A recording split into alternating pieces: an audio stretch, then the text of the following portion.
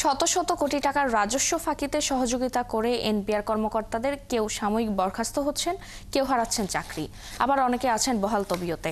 এতে প্রশ্নের মুখে পড়েছে এনবিআরের দুর্নীতি বিরোধী শুদ্ধি অভিযান। এভাবে দুর্নীতিকে প্রশ্রয় দেওয়া হচ্ছে বলে মন্তব্য করেছেন দুর্নীতি বিরোধী সংস্থা টিআইবির নির্বাহী পরিচালক রুহুল আমিনের রিপোর্ট।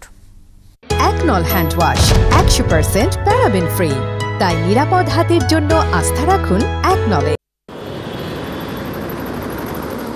জাতীয় রাজস্ব বোর্ড এনবিআর এর আয়কর বিভাগের সাম্প্রতিক সময়ের অন্যতম কেলেঙ্কারি চট্টগ্রামের প্রভাবশালী ব্যাংক লুটেরা এস আলমের দুই ছেলের পে অর্ডার জালিয়াতি। আসাদুল আলম মাহির ও আশরাফুল আলম 250 কোটি করে মোট 500 কোটি টাকা সাদা করেন, কিন্তু কর প্রদানে নেন জালিয়াতির আশ্রয়, জমা দেন ভুয়া পে অর্ডার। গণমাধ্যমে এই ঘটনা প্রচার হলে তদন্ত কমিটি করে এনবিআর। তদন্তে ঘটনার সত্যতাও মেলে। প্রতিবেদন বলছে জালিয়াতি করে 75 কোটি টাকা কর ফাঁকি দিয়েছেন এস আলমের দুই ছেলে। এতে 4 কর্মকর্তার দায়ও পায় কমিটি। এদের 3 জনকে সাময়িক বরখাস্ত করা হলেও এখনও এনবিআর এর বোর্ডে সদস্য হিসেবে দায়িত্ব পালন করছেন তৎকালীন চট্টগ্রাম কর অঞ্চল 1-এর কমিশনার সৈয়দ মোহাম্মদ আবু দাউদ। কারো বিরুদ্ধে দুর্নীতির অভিযোগে মামলাও হয়নি। অন্তর্বর্তীকালীন সরকারের মেয়াদে আমাদের প্রত্যাশা ছিল, এখনো আছে, সময় আছে বলে আমরা মনে করি যে কিছু দৃষ্টান্ত স্থাপিত হবে যাদের সম্পর্কে সুনির্দিষ্ট তথ্য প্রমাণ রয়েছে, সেটা জাতীয় রাজস্ব বোর্ডে হোক, অন্য যে প্রতিষ্ঠানিক দুদকই হোক, অন্য যে কোনো প্রতিষ্ঠানই হোক। প্রতি গ্রুপের 700 কোটি টাকা রেমিটেন্স আনার গল্প এখন অনেকের জানা। ঢাকার কর অঞ্চল 5-এ এই অর্থ একাধিকবার কর ফাঁকির অভিযোগে তদন্তের মুখে পড়ে, কিন্তু বারবার তা ক্লিন চিট পেয়ে যায়।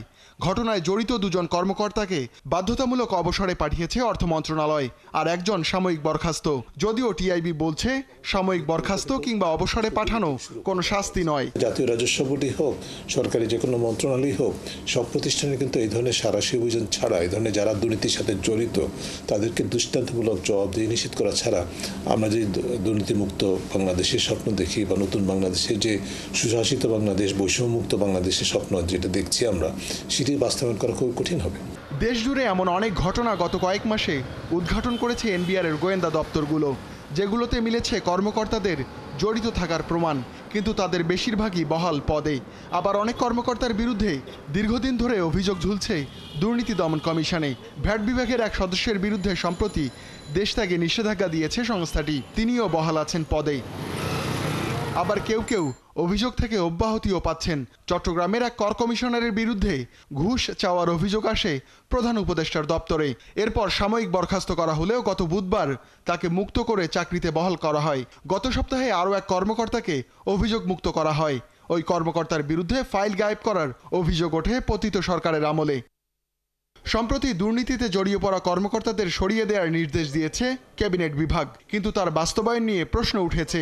নির্দেশনা যেহেতু আছে, সে নির্দেশনাটা কার্যকর করতে হবে, তবে এটার মাধ্যমে যাতে যারা নির্দোষ তাদেরও যাতে তারা নিজেদেরকে সমর্থন করতে পারেন এবং এটা যাতে অবজেক্টিভলি যাতে এটা হয় সেটাও নিশ্চিত করতে হবে। এসব বিষয়ে বক্তব্য জানতে এনবিআর এর একাধিক কর্মকর্তার সঙ্গে যোগাযোগ করা হলেও সাড়া মেলেনি। রুহুল আমিন, 71, ঢাকা।